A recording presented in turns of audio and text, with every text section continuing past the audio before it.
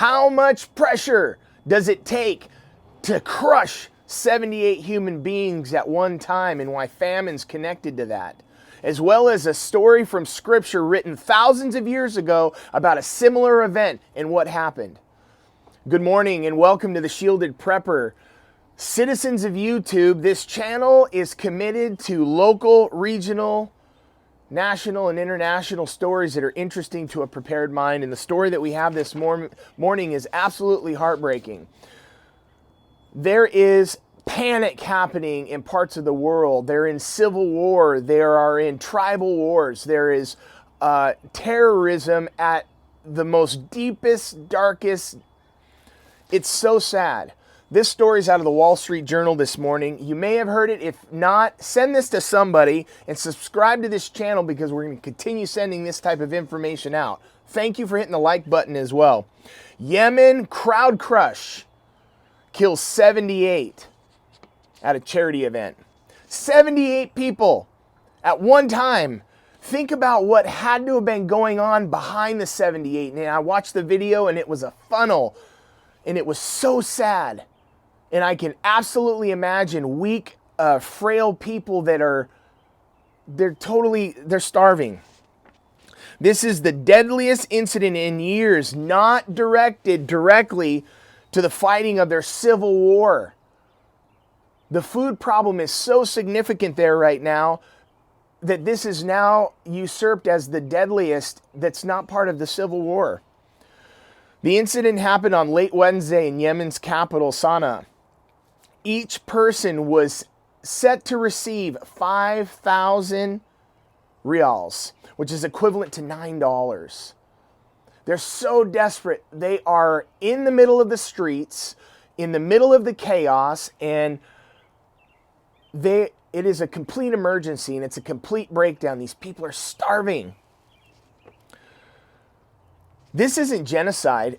What they're doing right now is thinking about this. They're not exterminating people. What they're doing is so cruel because it's the political powers at the top that are waging war and the people are caught in the middle. And when you think about 78 people that were crushed, I mean, the pictures were catastrophic. Remember the sandals a couple weeks ago? We talked about this. I believe there was, 12 to 18 that were also crushed in the pile of sandals in the cleanup. It was a crazy pile this time. The people were packed in so tightly into this little funnel. It was crazy that they even chose to do it this way because all the pressure, serious pressure of people pushing.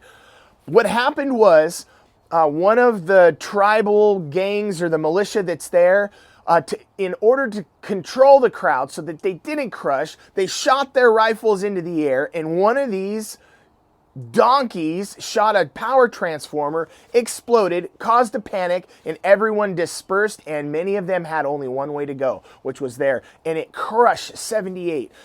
77 were injured or severely injured or had trauma to their body. Think about the pressure up against a steel gate and you have nowhere to go.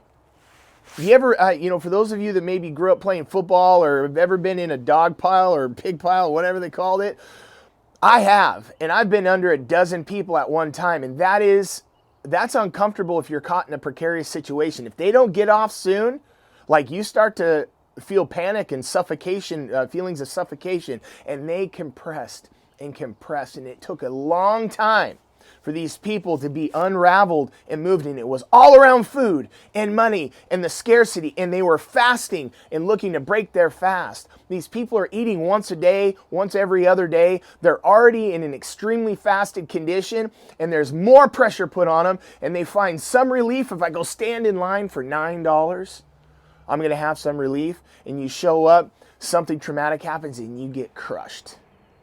People had so much trauma, they were getting pushed up against buildings and steel pipes sticking out and going into their bodies and having to stay there while they have a bar in their leg or in their... this is what was happening there. This is already the poorest country, or Yemen's already the poorest country in the Arabian world, the Arab world. And the Civil War broke out in 2014, and 400,000 people have died already. They're dealing with a massive famine right now in the country, as well as a cholera epidemic because it's filthy. They don't have good water. They can't get humanitarian aid in there because of the political ties and the militia ties, or these civil warring. They can't get aid in there. And the suffering is increasing. And watch, this is going to be very deadly. This is the Walking Dead right now. If these political leaders, or whoever you call them, tribal leaders there, that are heading all of this up, there's going to be a wave of death in that country. 80% of the country lives in poverty. I had to read this article 3 or 4 times just to let it land on my man heart. This is why we should prepare. If it can happen there, this is an extreme event. It can happen here. Can you imagine how ill-prepared our population is to fast for 2 days? People would freak out. They'd freak out. They'd freak out. Famine is an evil tactic, and it is a powerful tool to humble a human heart. Our desire is to live and not to die, and we will sacrifice everything to live. There's a story in Scripture about it. In the book of Genesis, there's this awesome character named Joseph. If you know who Joseph is, put it in the comments below. Joseph has an ability to interpret dreams. Joseph has a large family. He has 12 brothers. 11 other brothers in himself, and he gets tossed into slavery. He ends up in the land of Egypt. He goes through several different warring situations of spiritual type. He gets introduced through in prison through a guard or to Pharaoh, because Pharaoh's having this dream. And this dream, he doesn't know what it is. And he brought in all of his magicians and so forth to try and interpret this dream, and he couldn't. Yet someone said, hey, there's this person in prison. He said, bring him to me. Joseph comes in. The Pharaoh tells him this story. Joseph says, this is what it's going to happen. This is what your dream means, Pharaoh.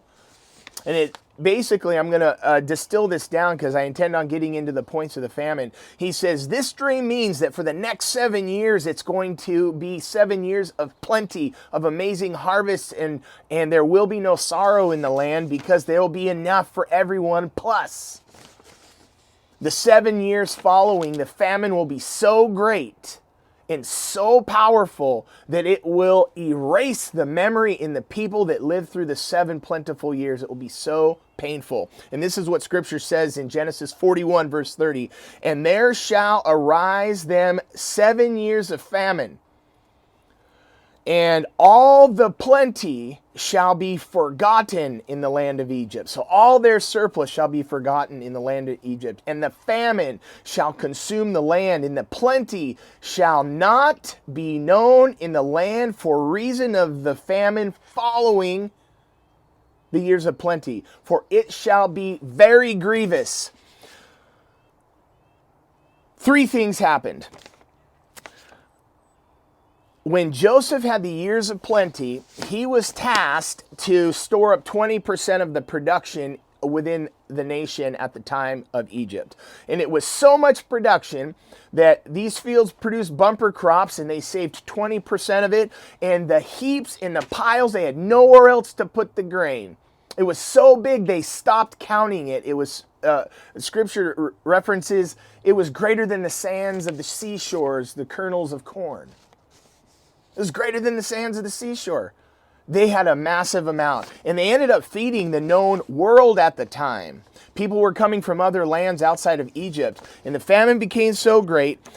And the people, as soon as they started hungering, Pharaoh gave the instruction to Joseph to release the store sheds. And Joseph began to sell it. And in 1 year's time, collected all the money in the land. Pharaoh had all the money. It doesn't say some of it or part of it. It says all the money in the land.